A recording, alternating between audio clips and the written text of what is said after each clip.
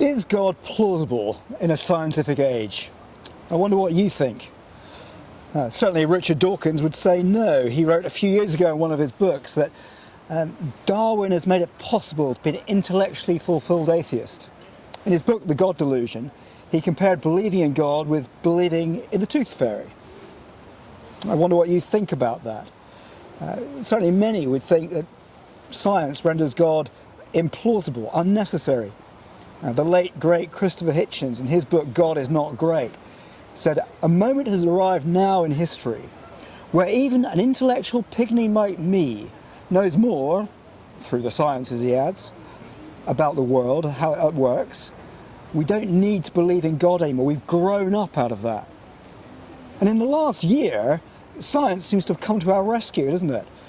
So vaccines have been developed. Decisions are made by government, we're told, on the basis of data, not dates. Science advises their decisions.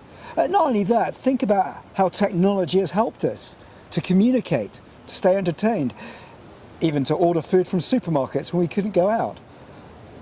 Science and technology have been a kind of lifesaver, haven't they? So is belief in God plausible in a scientific age?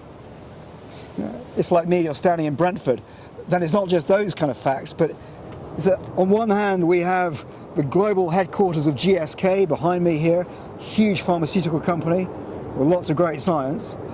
And on the other hand, as I move over this way, I look over to the shell of St Lawrence's Church. That was last used as a church building back in the 1960s. It's shortly to become a kind of community centre in the Ballymore developments.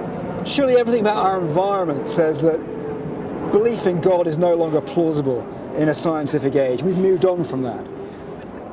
I wonder what you think. It's the topic of our next discussion on the Aletheia Forum.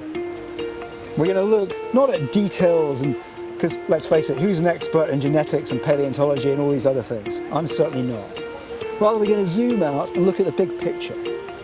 What is it about the universe that makes science so powerful? What is it about the way the universe is that means science can explain things?